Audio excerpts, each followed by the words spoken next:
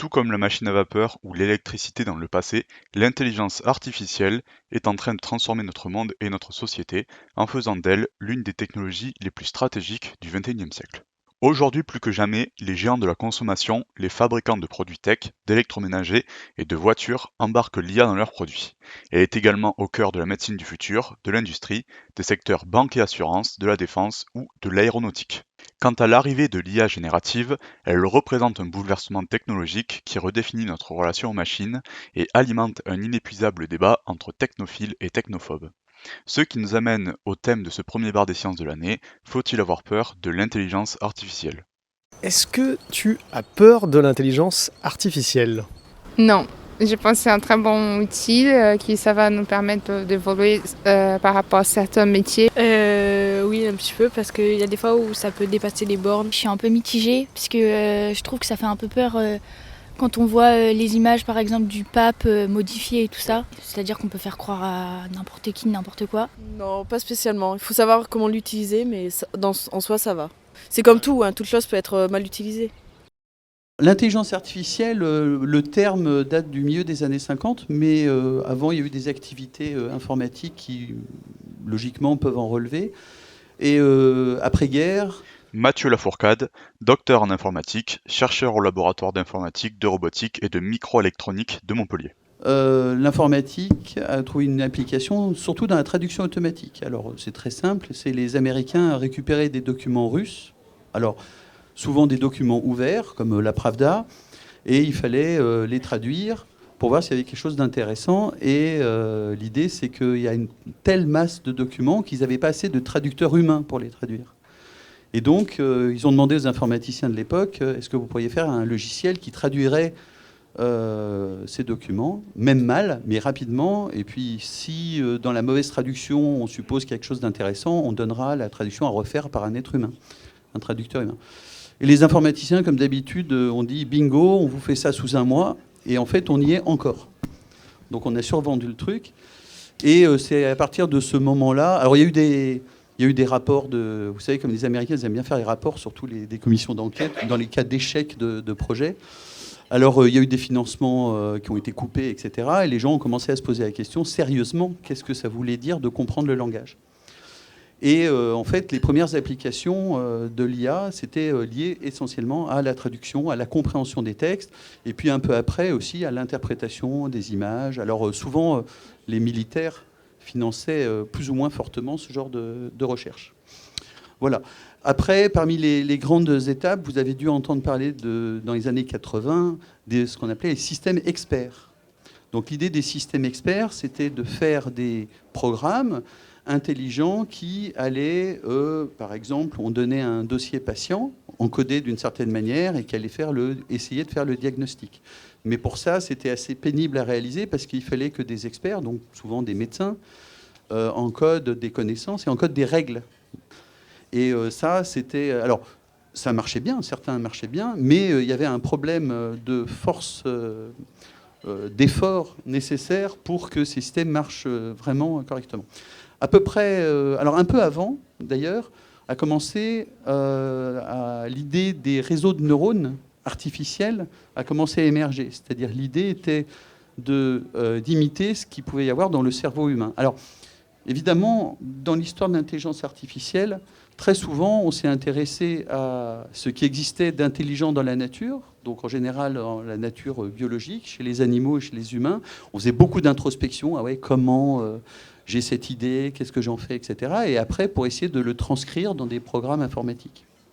Alors par exemple, pour ça, il y a un programme connu qui s'appelle ELISA.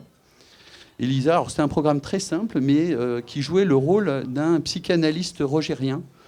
Et donc, on écrivait, par exemple, aujourd'hui, je me suis encore disputé avec ma mère, et il vous disait, ah bon, vous êtes disputé avec votre mère, mais parlez-moi plus de votre mère, etc., etc. Donc, ça... Et à l'époque, ça avait... Alors, le programme était très simple et très bête, mais ça avait beaucoup, beaucoup impressionné les gens, et parce qu'il y a des gens qui y croyaient, qui se disaient, ah, mais on a vraiment fait quelque chose d'intelligent, alors que ce n'était pas du tout intelligent. Voilà.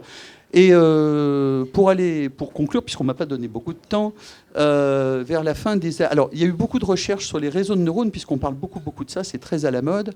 Mais en gros, c'est vers les années 2000 que ça a commencé à émerger, pour à peu près 2 raisons. D'une part, parce qu'il a commencé à avoir la puissance de calcul nécessaire pour entraîner, alors j'en dirai 2 mots, des réseaux de neurones suffisamment grands pour faire des choses utiles. Et aussi d'avoir suffisamment d'exemples d'entraînement, c'est-à-dire que par exemple pour la reconnaissance d'objets dans des images, par exemple dans une photo on va reconnaître s'il y a un chat ou une vache ou une girafe, et bien pour ça il faut entraîner le système en donnant plein de photos et en donnant la réponse, et puis un jour on donnera une photo mais qui n'a pas été vue par le système et on espère, si ça marche bien, qu'il donnera la bonne réponse. Et bien à partir des années 2000, commençait, alors entre autres avec les réseaux sociaux, enfin le début des réseaux sociaux, etc., un certain nombre de choses comme ça, récupérer suffisamment de données qui ont pu être données à ces systèmes pour les entraîner. Et avec suffisamment de puissance de calcul dans les ordinateurs qui étaient disponibles à l'époque. Et du coup, de fil en aiguille, en gros, depuis 20 ans, mais donc 15 ans, ces réseaux, ces approches d'intelligence artificielle par réseau de neurones se sont développées considérablement. Et puis jusqu'à accoucher de quelque chose comme ChatGPT, dont vous avez dû entendre parler, je pense, tous, puisque ça fait 1 an et quelques mois qu'on ne parle quasiment que de ça. Alors j'ai un autre exemple à donner peut-être, concernant l'écriture de poèmes. J'imagine l'IA en fait traduire de la poésie. Moi je suis sûr que ça donnerait rien. Effectivement il y a beaucoup de choses qui passent par la langue, mais l'IA n'est pas encore capable, je pense, de traduire de la poésie. Enfin, je ne sais pas ce que vous en pensez. Moi, je pense que ce n'est pas possible, personnellement, de traduire de la poésie ou que l'IA génère de la poésie. Alors, je confirme qu'en l'état actuel des choses, la traduction de poésie ou la génération de poésie, c'est pas terrible. Voilà. Mais il y a des tas de gens qui travaillent là-dessus. Alors, des tas de gens. Des universitaires surtout, parce que les industriels, je crois qu'ils s'en moquent un peu de ce sujet. Voilà. Donc, voilà. Après, ma position personnelle, mais alors qui purement philosophique pour le coup, et je n'ai aucune capacité de démontrer quoi que ce soit, c'est que, à nouveau, dans un futur plus ou moins éloigné, je pense que les IA seront parfaitement capables d'écrire des textes qui nous touchent, que ce soit de la poésie ou pas, ce qui, à nouveau, n'empêchera pas les humains d'en écrire, et on aura de mauvaises IA, des rimailleurs, des rimailleuses mauvaises, et comme on a des rimailleurs humains aussi, et puis on aura sans doute quelques bonnes IA, et on aura de très bons poètes et poétesses, évidemment. Voilà. Première chose, quand vous utilisez ChatGPT version gratuite, c'est pas du tout la même chose quand vous utilisez le modèle GPT-4 et GPT-4 Turbo. David Morquin, médecin hospitalier spécialisé en maladies infectieuses et tropicales, docteur en gestion des systèmes d'information, directeur médical d'Erios, unité du CHU de Montpellier. Et notamment typiquement pour ce genre de tâches. Et puis la deuxième chose, c'est que c'est la capacité à générer un résultat avec une IA générative, elle est énormément fonction du contexte que vous lui donnez et la façon dont vous construisez votre consigne. Et donc plus vous êtes précis et plus vous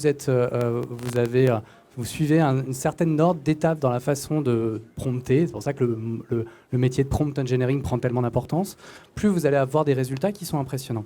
Alors, loin de moi l'idée de dire qu'en termes de créativité, on arrive à des poèmes qui seront plus impressionnants, mais on arrive à des résultats qui sont quand même spectaculaires.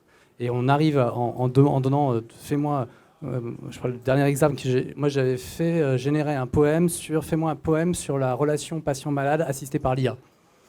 Le résultat il était spectaculaire. Donc c'est reproductible, enfin, vous pouvez tester avec GPT-4 et voir ce que ça donne comme résultat. Et après, vous pouvez lui demander d'affiner, c'est-à-dire que vous êtes dans une conversation, si vous n'arrêtez pas au premier jet, vous allez dire non, je voudrais plus avec un langage plus recherché, ou plus. Vous pouvez préciser votre prompt. Et actuellement, on arrive à des résultats qui sont quand même très étonnants. Donc de là à dire, et je partage sur le fait que là, on s'adresse à une IA générative qui n'a pas été spécifiée pour une tâche, qui n'a pas été spécifié pour justement faire du poème, entre guillemets. Donc si on cherche à faire des IA plus spécifiques pour cet usage plus spécifique, peut-être qu'on aura des résultats qui seront quand même assez surprenants. On a déjà plein d'exemples sur la créativité de produits qui ont été créés par des IA, et on a demandé à des humains de comparer s'ils étaient capables de percevoir si l'œuvre avait été produite par une IA ou par un humain. Et très souvent, il y a plein de situations, plein d'exemples en musique, en photographie, en images, où maintenant on ne sait plus. Oui, mais j'avais juste une question parce que je pense qu'on est tous d'accord pour dire que l'IA est un outil extrêmement puissant qu'on peut utiliser dans extrêmement de nombreux domaines. Et moi, ma question, c'était aujourd'hui, est-ce que, premièrement, vous pensez que l'outil n'a pas déjà atteint une certaine limite de puissance acceptable, premièrement, et deuxièmement, est-ce que au niveau académique, au niveau de la recherche, on a moyen peut-être de ralentir la progression pour éviter des dérives dans certains domaines pour aller plus loin? Alors, je n'ai pas du tout la prétention de pouvoir répondre de façon exhaustive à la question, mais juste des éléments de réponse. Déjà, il y a tellement de modèles open source et tellement de profusion d'outils mis à disposition sur Internet partout que freiner quoi que ce soit, limiter l'usage d'eux ou stopper... vous connaissez le mot qui a été le plus cherché en Italie quand ils ont interdit l'IA, c'est VPN. Donc c'est pour pouvoir accéder à distance en contournant la législation qui s'appliquait sur le territoire. Donc réguler la diffusion de cette technologie par la restriction ou l'interdiction, ça paraît potentiellement assez illusoire. La question de la régulation qui s'est mise en place avec l'IA Act européen, c'est quelque chose d'important qui déjà oblige à penser ce qu'on veut comme société. Et on revient sur la discussion politique de quel usage et quelles limites on va donner à ces usages. Et maintenant, ce n'est pas pour autant la limite dans l'évolution de la technologie en elle-même.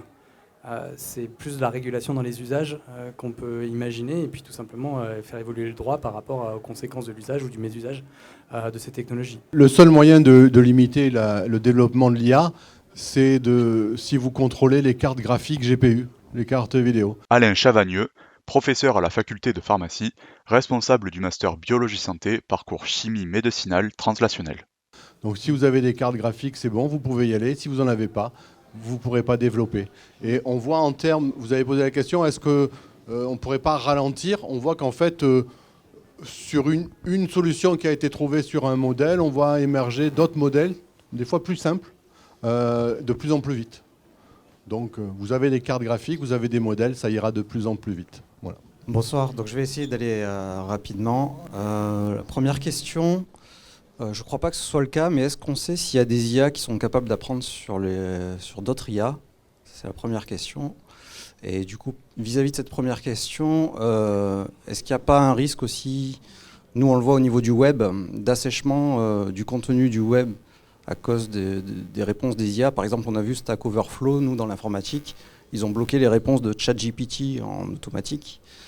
Donc est-ce qu'il y a un risque d'assèchement, voire de dérive ou de biais liées à certaines réponses d'IA, voilà, vis-à-vis du web, mais ça peut être plus large en fait. Effectivement, il y a ce genre de risque-là, donc je pensais à ça aussi, Stack Overflow. Joseph Salmon, professeur à l'Université de Montpellier, membre junior de l'IUF et récipiendaire de la chaire de recherche et d'enseignement en intelligence artificielle Camelot. Qui est un site web qui permet pour toutes les personnes qui codent d'aller poser des questions et trouver de l'information en ligne, à refuser que les gens utilisent ChatGPT pour éviter de polluer la base. Et effectivement, vu qu'après, les IA vont s'entraîner là-dessus, si vous polluez l'univers avec sans doute des textes un peu mauvais ou parfois pas nécessairement pertinents, eh bien, vous allez y perdre. Donc il y a des censures comme ça. Avec les gens de PlanteNet qui travaillent beaucoup là-dessus, se pose aussi cette question-là. C'est une application pour faire de la reconnaissance de plantes, donc est développée à Montpellier, et se pose aussi cette question-là de savoir est-ce qu'on doit laisser l'IA s'auto-entraîner de temps en temps, et voilà, donc il faut apprendre à couper de temps en temps pour éviter que les choses s'emballent. Par contre, ce qui existe aussi déjà, c'est qu'en fait une partie des méthodes génératives, notamment en images qui sont beaucoup utilisées, quelque part c'est déjà un jeu de plusieurs IA qui font des combats entre elles, et de ce combat naît en fait une sorte de créativité ou de... Enfin, en tout cas c'est comme ça que sont nés les GAN, G-A-N, donc c'est un acronyme anglais, et en gros c'est génératif, quoi. Et donc, la manière dont ça fonctionne, c'est que voilà, vous faites combattre deux IA, et puis l'une se rétrocontrôle par l'autre, et puis elles avancent, et au final, vous convergez vers une sorte de générateur pertinent. Donc c'est des choses qui sont déjà dans l'air du temps, et il y aura peut-être d'autres paradigmes qui viendront. On espère que cette vidéo vous a plu et nous vous invitons à nous rejoindre à la brasserie Le Dôme de Montpellier pour assister au futur bar des sciences.